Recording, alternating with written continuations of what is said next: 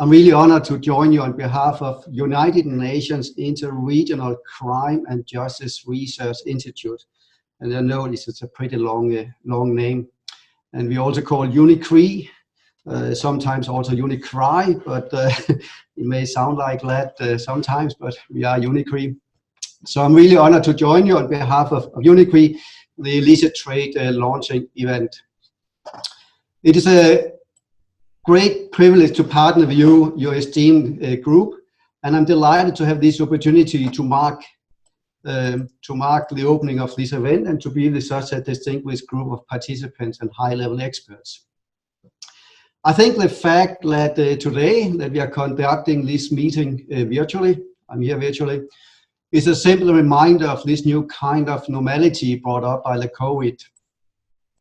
However, and despite all the challenges presented by the pandemic, we, UNICRI, have continued to increase our commitment to ensure the, we'll say, seamless implementation of our projects and related activities, including development and delivery of online training. As you're probably all well aware, UNICRI and the University of Groningen signed back in 2019 an agreement to cooperate through research and training in the area of illicit trade. As I will explain in a couple of minutes, this research and training are some of the main tools that UNICRI has adopted to achieve our targets and priorities and implement what we call the strategic program framework, composed by 6 pillars, one of which is the fight against organized crime and all forms of illegal trafficking and illicit financial flows. The UNICRI area of work also matches with the core activities of the Illicit Trade Group of the university. And for this reason, we believe it will be a fruitful and meaningful cooperation. In addition, moreover, UNICRI works closely with many different stakeholders, including academic and research institutions, to ensure that our research and training programs, both professional training and postgraduate education, are up to the academic standard. And for this reason, again, we are extremely glad for the partnership with such a renewed university. As already mentioned, one of the first avenues of cooperation between our institution is the organization of the 2 schools, the winter and the summer school, to be jointly organized in 2021. The first one online and the second one, hopefully, in person. The schools will represent the first concrete steps in the implementation of the MOU that we signed, and which we are hopefully will develop further with the implementation of joint research and technical cooperation projects in our common areas of interest and work. Reflecting our strategic program framework and the 6 priorities that you can see on the left side, I think it is, and our tools on the right side to achieve these priorities, please allow me to say a few words about UNICRI to better explain why UNICRI has entered into this partnership. UNICRI was established actually back in 1968, more than 50 years ago, to promote, to formulate, to implement policies and activities in the field of crime prevention, criminal justice, and counter-terrorism. Our work in general has included assistance to intergovernmental, governmental, and non-governmental organizations. Being a research institute, UNICRI facilitates, carries out, applied, what we call action-oriented research to analyze crime threats and challenges, to outline elements to be included in different criminal justice responses, or support for policy formulation, but also to test and tailor appropriate intervention or technical cooperation programs. Applying our knowledge and findings from our action-oriented research, UNICRI also support member states and other beneficiaries in developing tailored crime prevention and criminal justice plans, action plans, strategies, intervention, also support them through capacity building activities in training, including in-house training. And these also include, as already explained, our master programs and postgraduate courses focusing on topics related to criminal justice, security, international criminal law, and human rights. Finally, also serving as what we call a criminal justice response platform or knowledge hub for partnership and dialogue with beneficiaries, stakeholders, and experts, we are actively disseminating our research and knowledge with the international community to share best practices and lessons learned. So, given all our research and analysis of current threats and challenges and our dialogue with the stakeholders, UNICRI is currently within its strategic program framework focusing on a number of criminal justice topics, including counter-terrorism and countering violent extremism, countering organized crime and fighting all forms of illegal trafficking and illicit financial flows, threat response and risk mitigation, in particular in relation to CBRN and critical infrastructure, and use of technology and artificial intelligence to address criminal justice and security challenges and needs. As such, while the challenge of illicit trade falls directly within the thematic area of countering organized crime and fighting all forms of illegal trafficking and illicit financial flows, in reality, it is a topic that is included in most of our programs and projects, from activities on trafficking in precious metals or CBRN materials, to the development of toolkits to address the nexus between terrorism and transnational organized crime, or financing of terrorism from illicit trade in cultural heritage or in persons. I'm aware that I have limited time, but let me give you, and I think I was also asked, to share a few concrete examples on how illicit trade has been addressed in our UNICRI research activities and related technical assistance and training programs. An example of, and I think that's up in the left corner, an example of research conducted and disseminated by UNICRI on illegal trade is the recent study on drivers of illicit financial flows. This study offers a comparative analysis of 42 countries, analyzing common trends among causes leading to illicit cross-border money transfer. Our analysis, and I encourage you to read the report, our analysis has identified that most countries that experience large transfers to offshore bank accounts are, well, not surprisingly, characterized by weak regulatory systems, for example, shortcomings in the institutional capacities to detect, monitor, and prosecute illicit financial flows are the primary drivers behind tax evasion. Cross-border flows of funds and assets associated with crime, tax evasion, and corruption are diverse and by nature difficult to track and prosecute. So let me use this opportunity to present a very short example of UNICRI's work on asset recovery, which is a good example on how UNICRI is combining research with hands-on technical assistance. UNICRI knows that an essential component of nearly all forms of illicit trade is the profit which drives such trades. Given this, UNICRI has placed significant focus on addressing illicit financial flows, as well as the tracing, freezing, seizure, confiscation, and recovery of assets linked to criminality. In just the past 5 years, UNICRI's asset recovery program has assisted several countries in recovering, tracing, and locating assets of significant values.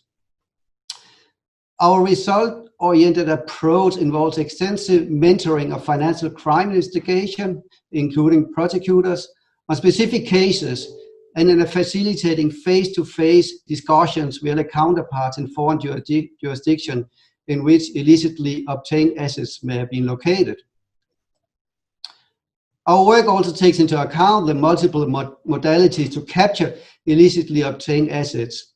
While much international effort is dedicated to improving principally anti-money laundering mechanism and improving only the criminal justice side of money laundering investigation, UNICRI is aware that such investigation, even in best case scenarios, may take many years to resolve. So while support to the criminal justice money laundering investigation is useful, UNICRI knows that the parallel development and strengthening of non-penal forms of forfeiture and confiscation, including, for example, broader powers of tax authorities to confiscate undeclared assets, are also very useful and powerful tools and also accelerate the asset recovery process. This, I would say, holistic approach, both penal and non-penal, has proven to be very effective to weaken the financial structures that support illicit trade. So in this context, I'm pleased to announce that in the coming months, UNICRI will be releasing several studies on illicit financial flows for specific countries, with targeted recommendation to accelerate the capture of assets linked to illicit trade.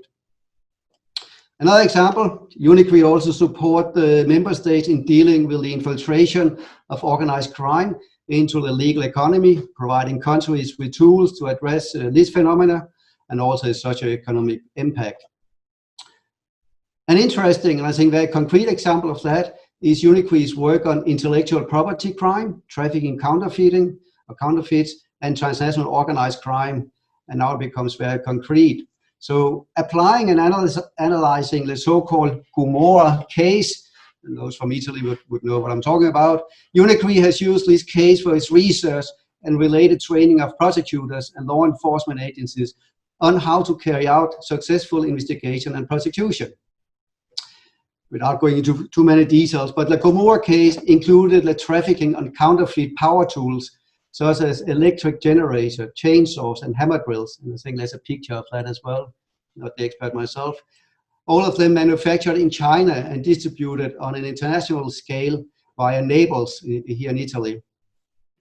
So once the products reached this location, the Chinese labels were removed, and the tools were routed to its final destination in different countries where the teams of sellers were ready to operate. The tools, or the products, using the brands of names of well-known producers, did of course not comply with any safety standards, those posing a potential threat to users' health and safety. They were all sold via door-to-door operations by teams of sellers operating in the various countries. But the illicit business was, of course, highly profitable, as a team of 2 vendors could generate more than 250,000 euro in just 1 or 2 months. The criminal network comprised of more than 60 persons who relied on a network of vendors in several European countries. Investigation started in Belgium, focused on activities of some sellers who were offering power tools through door-to-door operation. However, during one of the raids, the lead investigators found receipts related to the renting of vans in other EU countries, indicating that the criminal operations were, of course, transnational in nature. Eventually, through cooperation with Europol and other judicial and police cooperation with other countries, the real dimension of the criminal plan was unveiled, extending to several countries in Europe, plus US, Canada, and Australia. And the connected money laundering ring was also discovered, operating through Australia and Iceland. So it was discovered that this front company in Naples was operated by a criminal family with connection to the Camorra, the mafia, and several probes were launched all over Europe. In general, over 67 criminals were arrested, 143 warehouses searched. Operation resulted in a seizure of more than 800 tons of counterfeit products, with a value estimated at 12 million euro, and the value of recovered assets exceeded more than 60 million euro. Okay, I understand many details, and of course more than I mentioned here. But in principle, our analysis and the takeaway points are now being used in our training seminar, which includes there are, as you could hear, strong links between counterfeiting and organized crime. Counterfeiting is highly profitable. Damage are not only limited to the IPR, the intellectual property infringement, but extended to health and safety threats for consumers. And of course, and I already mentioned, the main focus, at least for the time being, of course, is counterfeit medicine. In the Gomorrah case, the criminal group was characterized by low visibility, while its outreach was transnational. And of course, we all understand the importance of international judicial and police cooperation.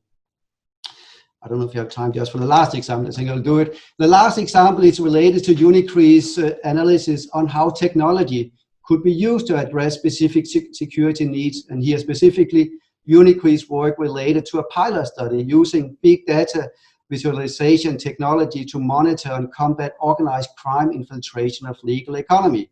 And I think I'm trying to put that up in the right corner. So using cutting-edge CERN technology, we are working closely with CERN as well, a visualization and navigation platform for large and complex data set called collaboration spotting has been developed. And UNICRI has analyzed a data set of organized crime assets confiscated by the Italian authorities during a specific period.